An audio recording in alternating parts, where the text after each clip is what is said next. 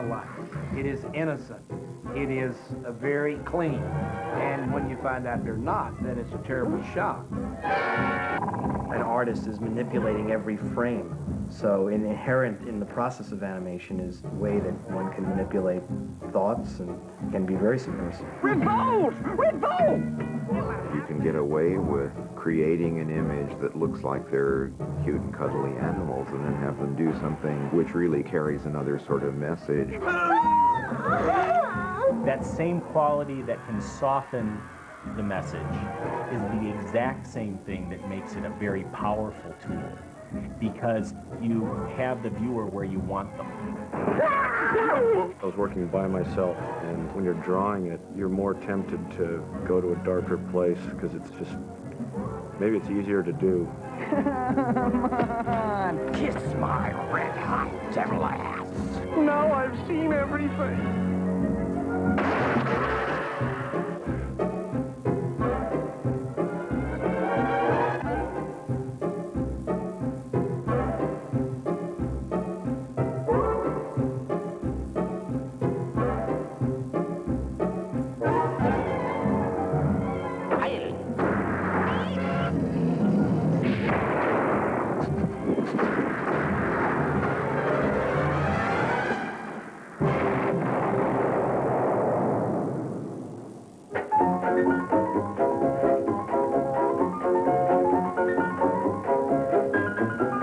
It may seem like the naughty cartoon is a recent phenomenon, but animation has always found inspiration in the dirty scribblings of the toilet wall. What we have to remember is that cartoons are made by adults, and adults at this time in the Hollywood studios were party to some fairly reckless practices. All of them were living adult lives, shall we say. They were drinking, they were gambling, they were enjoying very much the high decadence of the Hollywood moment. This passes into the films. We actually see it on screen. One particular example, of course, of this is Buried Treasure.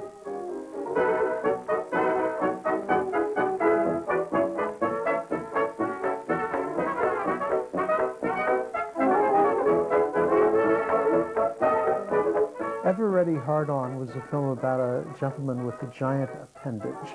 And I'm talking about giant, I mean, you know, like 2 feet. Trying to find himself satisfaction. And he tries every which way possible. And it shows that these animators certainly did have a naughty mind.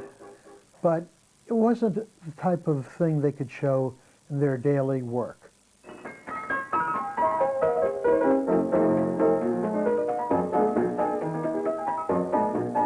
It was made to be presented as a gag film and shown to Winsor McCay.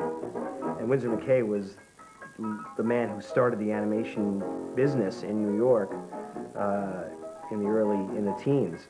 So it was their way of saying, thank you for starting animation. Look what we've done to it. And it got quite a reputation. It was widely circulated. It wasn't copyright, you know, so it ended up in theaters. It ended up being circulated as a 16-millimeter film for bachelor parties. I think the average public didn't know so much about that side of animation, and they assumed that animation was done by nice, clean people for nice, clean children who were going to the movies.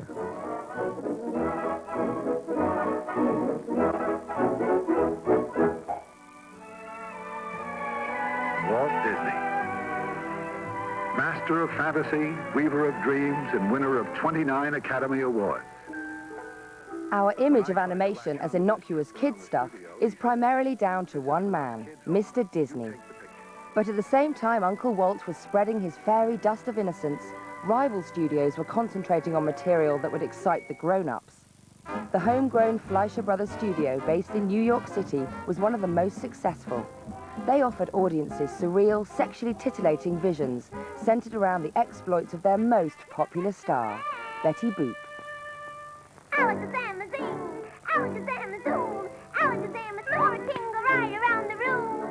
The Betty Boop shorts were very much characterised by a very adult sensibility. in them were very clear depictions of sexually orientated material that very much was suggesting that Betty was child whore. Betty was part of a sexually harassing culture.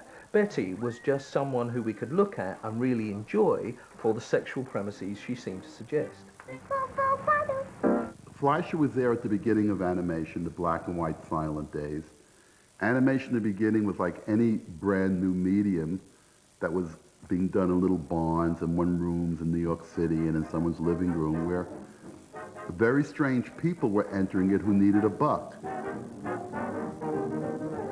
The Fleischers embraced what they understood to be black culture at that time and its liberations and its apparent Dionysiac sort of qualities, you know, very much given to having a good time and seeking out... Trying everything in their path.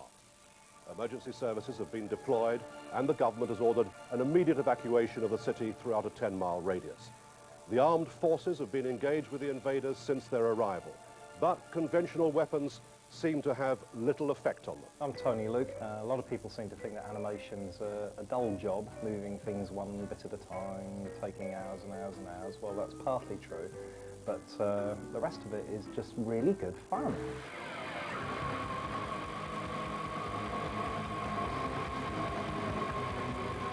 Fight, fight, fight, kill, kill, kill. Yeah. Dominator is very much what Renga Media is about. It's sexy, it's violent, it's pretty crazy, and it's got that mix of Japanese stylisms and British eccentricity. It's got the trademark half-dressed girls that Renga seems to do very well. Behave! I'll make no bones about the fact that Renga does edgy stuff. It's action-packed, yes. It's violent, yes. It's erotic, yes. Pornographic, no, because there are certain limits to which we adhere. Some people might think that the stuff Renga does is a little bit too edgy. It seems to be perfectly acceptable for a character like Batman to go around knocking 10 bells out of his enemies. The audience would shriek in horror if they saw him making love to someone. In much the same way that Renga's been influenced by the edgier style of Japanese animation, we're also heavily influenced by good music.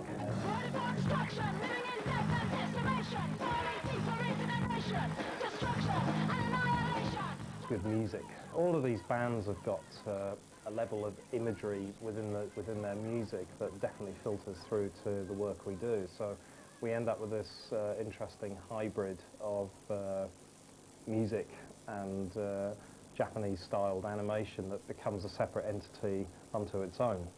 I love every minute of it, and try and keep me away from the work. You can't. Right, motion capture time. If we can make a move, please.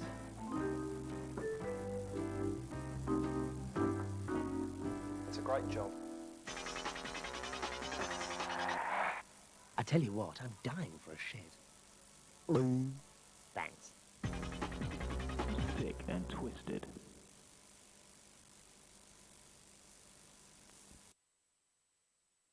Is try to explore fun and sexuality from every conceivable angle, and the one thing we hadn't yet done was animation. It revolves around a superhero named Justina who fights crime and the bad guys. She's about big boobs, long legs, and might over wrong. Yes, I'm the producer, and yes, I am the voice of Justina. They call me Justina. I was also an adult film star in the golden era of movies. I find it helps to actually do the actions, even though you're just doing the voices. But for a lot of heavy breathing and a lot of sexual material, the erotic material we do, you've got to put your body into it a little bit to be convincing. And if you're going, see, there's a little movement that happens. You have to get there, and you have to be there. That's why it's so fun. I'm lucky. I'm fairly comfortable with my own sexuality, and I just go in the sound booth and have a blast. The basic animation process is done via motion capture, where actors are outfitted with special suits that record their motions. I also do motion capture, And for a sex scene, you have to do the same thing, right? Now, because of the suit that we were using, we weren't able to actually put two characters in at the same time. And I wasn't able to do any positions on my back because it's got a gyro in the back of it. But you have to do the sexual movements. Right him, baby. Oh, my boy, Bronco. We may be able to be a bit more naughty because it's animated rather than live. The world of cartoons lends itself to a whole different realm of possibilities than real life does. And if your character becomes invisible, you can sort of let your imagination go if he gets a hand job, but he's invisible. But the fluid's not.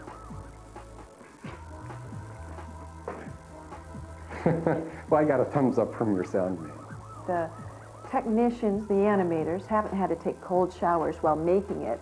It's only when they played the material back and realized what they've done and realized what they created that all sorts of things started to pop up. At least for the males, things popped up, and I guess the females that work on it probably got a little squirmy. Having an animated series as opposed to a live series means there are no limits. It also means we have incredible control over it and over Justina. And she can't be temperamental or have a bad day and have it ruin our day. It would be safe to say that I am not really having sex when I do the voiceovers.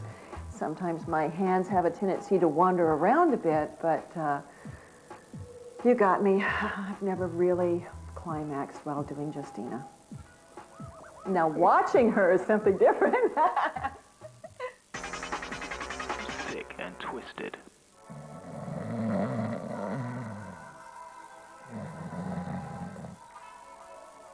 Yeah, excuse me. Can you dream about something else, please? That's good. You'll be sucking. It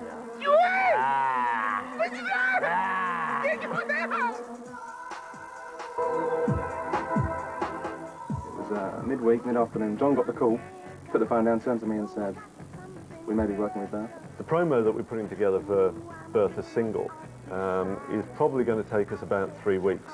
We'd heard of her reputation, actually, that there'd been a few people who'd tried to work with her beforehand, and they just mysteriously vanished. Bear in mind this woman is 7 feet 4 tall and she weighs 23 stone, so you don't miss her when she comes through the office. So no, there were times where we, even the kitchen had to close down, they had nothing left, and Ben, our assistant engineer, feared for his life. Bertha, that was fantastic in so many ways. Can we do it again, please? What? What was the matter that time? Amateurs. She was absolutely dreadful, wasn't it? I'm a bit jealous of Matt's special relationship with Bertha. Oh, young Matt Varnish, he's got a bit of a crush. Prime. Matt Prime. Oh, I thought it was Matt Varnish. Well, he's got a bit of a crush on me, you know. It's a bit embarrassing, really. I mean, he's a sweet boy, but it's an occupational hazard, darling. Matt thinks they have a bit of a thing going, but I'm sure that's blown up out of all proportion. The chemistry was there. Bertha lives with me. The warts became inflamed. I was hooked. Oh, I think this might be Bertha now. One of the best ways for us to start work is by building a maquette in clay. The beauty of it is that it's physically in front of us. These are my creations. A key part of the process of building a digital character, to make them credible, is to get the fat on there. I really like to get a lot of fat so we can get it all moving around. Not that I'm obsessed with jiggling, but our characters have to be credible. I'm a high-maintenance kind of girl. I insist on a bucket of trifle, kept on ice, of course. Lubricates my delicate vocal cords and keeps me in trim. But at the end of the day, you know, you listen to the final result, you listen to the quality of the voice on the record, and you realise, you know, the bruises were all worth it, really. My dreams are a fantasy. Bertha is real. Bertha is completely real.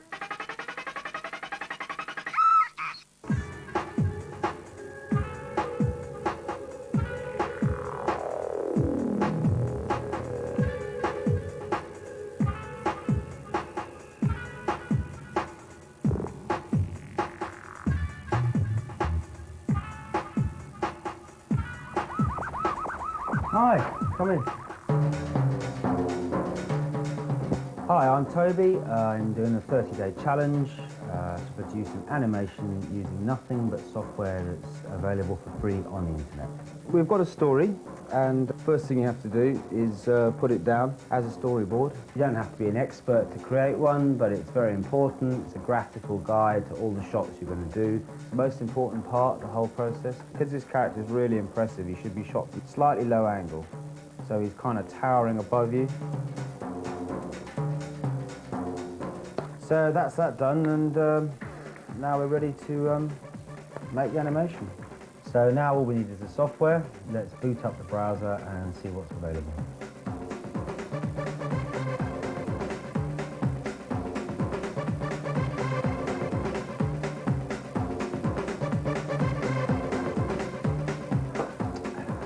So now we have all the modeling programs, textures, 3D models we need. We can start building the animation. Don't beat your wife. Well, it's been lovely, but I must fly. Ooh. Maybe you'd better call me a cab. On second thoughts, don't worry, I'll walk. Ah!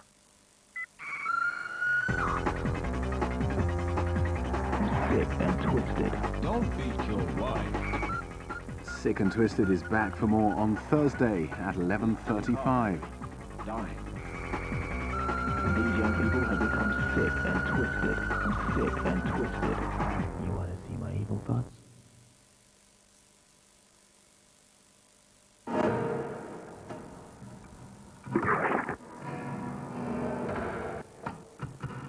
On the screen next, and ready for the biggest fight of his life, Sugar Ring Robinson in Stonehouse Reunion. 4's Animation Week continues next. Colin, it's me. What you got? Come and have a look at this. Oh, what a beauty. That's like yours. Come and have a look at this. Come on, look at the bloody hell. You lot are sad. Don't you ever grow up? Yes. At autotrader.co.uk, you'll find your perfect partner. No, do you buy new babies? No, why? Because Dad said kids were expensive. I think he meant buying clothes and toys and things. For 175 years, Standard Life have performed really well, so you can provide really well for your family.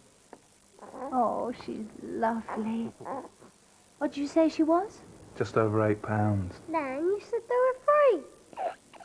Standard Life for pensions, investments, healthcare and banking.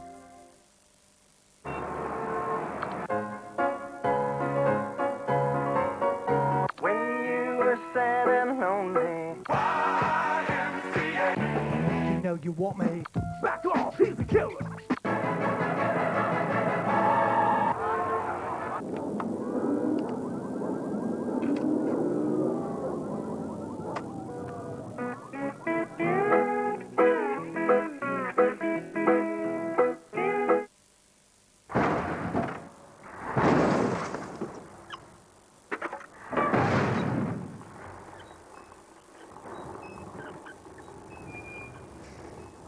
The Army has over 1,400 career paths open to school, college and university leavers.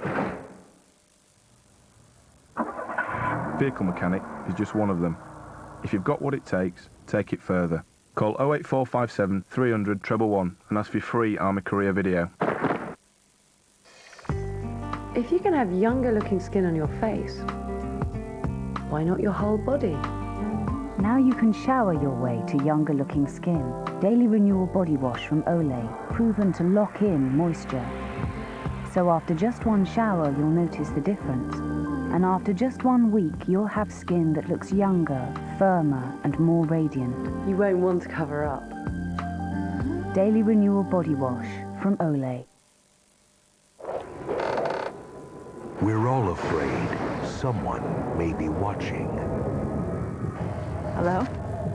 Now we'll have reason to be. He could be here. He could be anywhere. Because what you can't see will terrify you. Hollow Man. Take him down. Who are you two? Just a couple of good-looking M&Ms. Sit down. M&M's, with delicious milk chocolate inside. Yeah. Wow, isn't it great you guys dropped in? Why's that? Because, my little friend, I've just run out. Which one of you's peanuts? He is. This scene was filmed using Max Factor's Facefinity, a new, long-lasting foundation with permaware. It's designed to hold together hour after hour. Just apply it and forget about it. As a makeup artist, it's made my life a lot easier. New Facefinity from Max Factor, the makeup of makeup artists. Only 10p a minute? Call Chatterbox 09013 30 30 30. You'd better believe it. Only 10p a minute. 09013 30 30 30. Call now.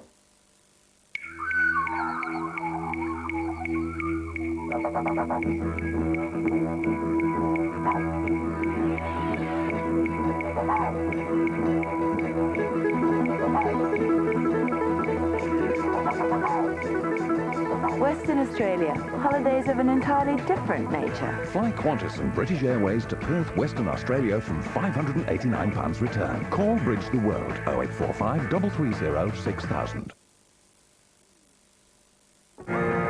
What shaped the life of an icon? He knew instinctively he was a genius. Channel 4 talks to close friends and relatives to discover the real Lennon.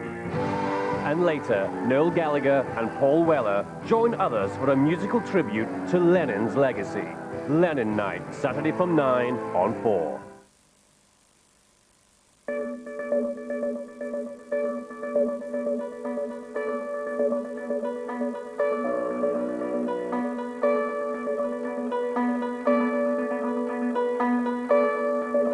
On 4 now, they really do have it in for the champ.